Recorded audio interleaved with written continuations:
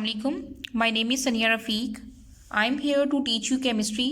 9th chemistry chapter number 3 के last 2 topics आज हम डिस्कस करने जा रहे हैं, that are electronegativity and shielding effect. Electronegativity को समझने के लिए हम एक एग्जाम्पल को डिस्कस करेंगे जो है HCl की। HCl को कहते हैं हाइड्रोक्लोरिक एसिड।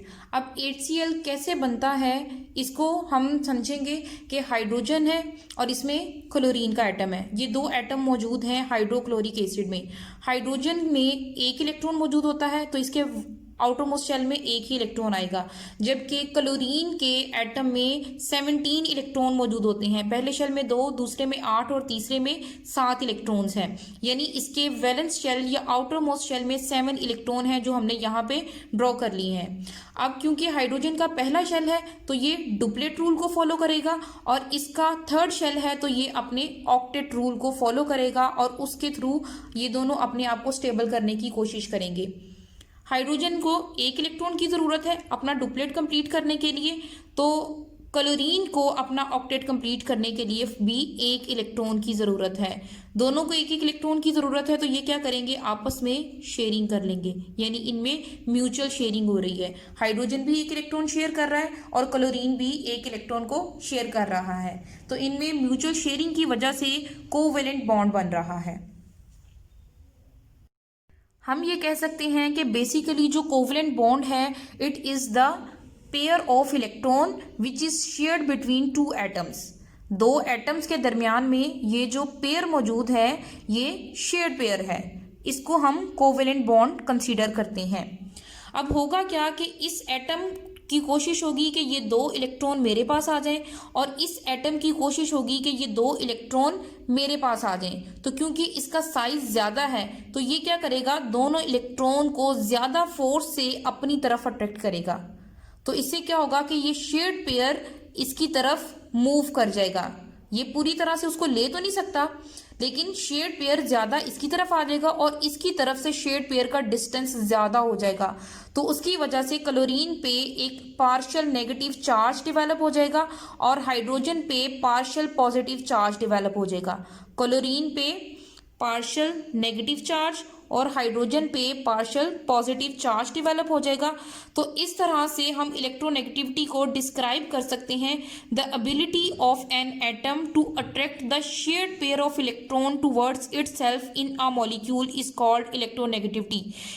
किसी भी एक मॉलिक्यूल में, मॉलिक्यूल किसको कहते हैं, कॉम्बिनेशन ऑफ एटम्स, यानी जब एटम्स आपस में एक दूसरे के साथ कंबाइन होते हैं तो वो मॉलिक्यूल बन जाता है।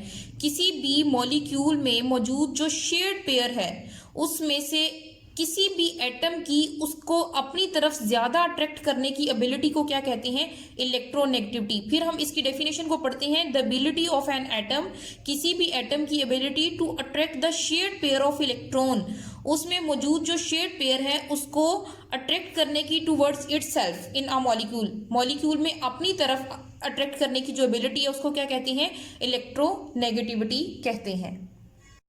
इस मॉलिक्यूल में जो अपनी तरफ शेयर्ड पेयर को ज़्यादा अट्रैक्ट करेगा, जिस पे पार्शियल नेगेटिव चार्ज आ जाएगा, वो ज़्यादा इलेक्ट्रोनेगेटिव एलिमेंट कंसीडर किया जाएगा, और जिस पे पार्शियल पॉजिटिव चार्ज आ जाएगा उसको इलेक्ट्रो पॉजिटिव एलिमेंट कंसीडर किया जाएगा। तो यहाँ पे हाइड्रोजन इलेक्ट्रो पॉजिटिव एलिमेंट है जबकि क्लोरीन इलेक्ट्रो नेगेटिव एलिमेंट है। Electronegativity is the special property of the covalent compounds. इनमें क्या होता है कि कोवलेंट कंपाउंड्स का होना ज़रूरी है, ऐसे एटम्स जिनके दरमियान कोवलेंट बॉन्ड बनता है, और दोनों हीट्रो एटम्स होने चाहिए। जैसे हेलोजिन्स है, हेलोजिन्स में हाईएस्ट इलेक्ट्रोनेगेटिविटी फ्लोरीन की है, that is 4, and lowest electronegativity value है आयोडीन की, that is 2.7। Now we will discuss about the trend of electronegativity in periodic table.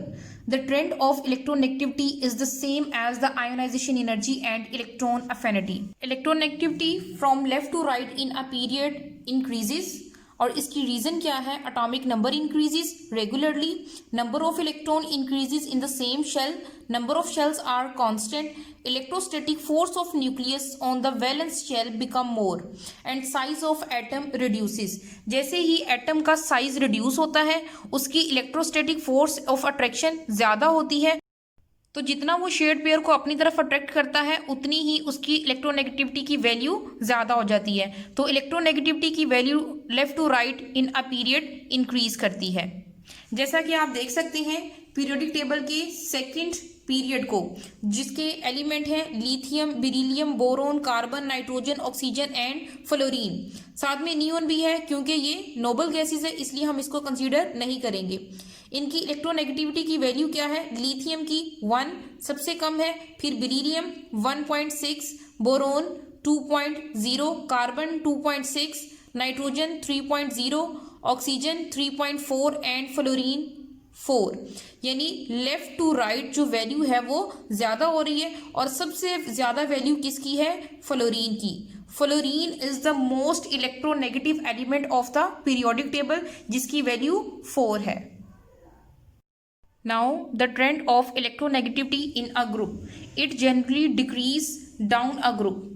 Electronegativity की वैल्यू जो टॉप टू बॉटम डिक्रीज करती है, और उसकी रीज़न क्या है?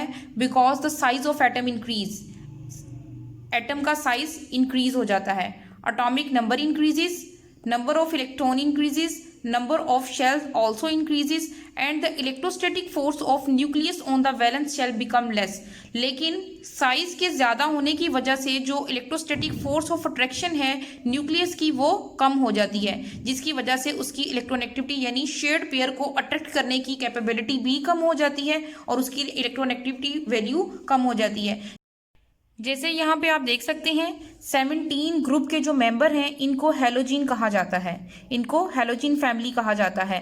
तो उसमें फ्लोरीन की इलेक्ट्रोनेगेटिविटी सबसे ज़्यादा है, दैट इज़ 4, फिर क्लोरीन की 3.2, ब्रोमीन 3.0 और आयोडीन की है 2.7। यानी इलेक्ट्रोनेगेटिविटी की value down the group increase होती है, क्योंकि डाउन द ग्रुप एटम का साइज इंक्रीज करता है और उसका न्यूक्लियर चार्ज डिक्रीज हो जाता है। न्यूक्लियर चार्ज के डिक्रीज होने की वजह से उसकी जो शेयर्ड पेयर को अट्रैक्ट करने की एबिलिटी है वो भी कम हो जाती है, तो उनकी इलेक्ट्रोनेगेटिविटी की वैल्यू कम हो जाती है।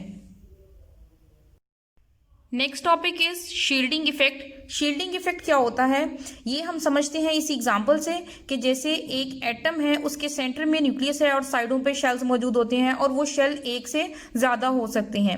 अब न्यूक्लियस की ये कोशिश होती है कि वो अपनी अट्रैक्शन आउटर मोस्ट शेल पे भी रखे।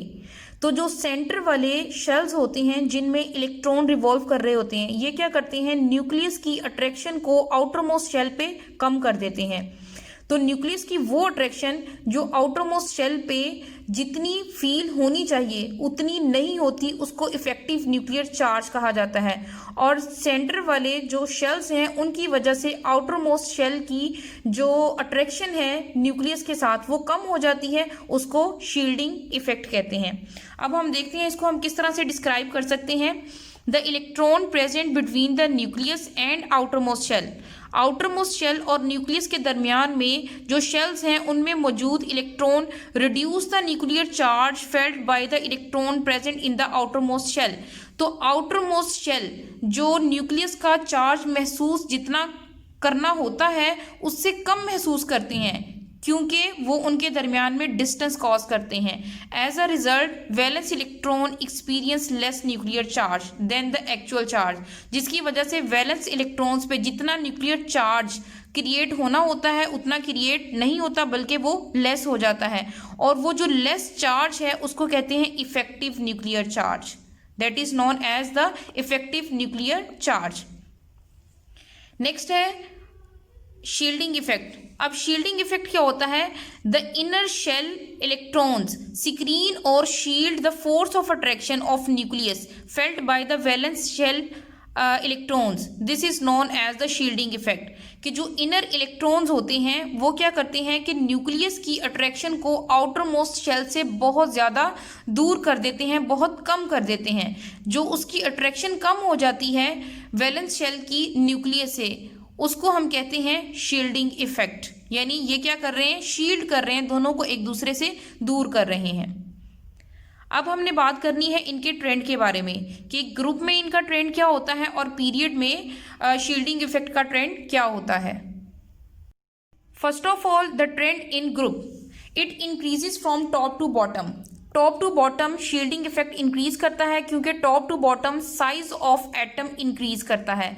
The size of atom increases, और जितना साइज ज़्यादा होगा उतने ही नंबर ऑफ शेल ज़्यादा होंगे, जितने नंबर ऑफ शेल ज़्यादा होंगे, साइज ज़्यादा होगा, उतना ही इलेक्ट्रॉन का जो वैलेंस शेल है वो न्यूक्लियस से दूर होता जाएगा और उसका चार्ज उसके ऊपर कम होगा। Easy to take away the electron, तो उसमें से इलेक्ट्रॉन को निकालना भी आसान हो जाएगा और जो वैलेंस शेल है वो इलेक्ट्रॉन से दूर होता चला जाएगा, यानी हिंड्रेंस ज़्यादा हो जाएगी, शील्डिंग इफेक्ट ज़्यादा होगा। नेक्स्ट है ट्रेंड इन पीरियड। पीरियड में क्या ट्रेंड होता है, क्योंकि left to right atomic size decrease करता है लेकिन नंबर ऑफ शेल्स कांस्टेंट रहते हैं। तो अगर नंबर ऑफ शेल्स कांस्टेंट है तो उसके लिहाज से shielding effect will also remain constant because the number of shells are constant. तो ग्रुप में शील्डिंग इफेक्ट ज़्यादा होता है, टॉप टू बॉटम इंक्रीज करता है, जबकि पीरियड में लेफ्ट टू राइट ये कांस्टेंट रहता है। This is all about the shielding effect and electronegativity. Thank you very much. Allah Hafiz.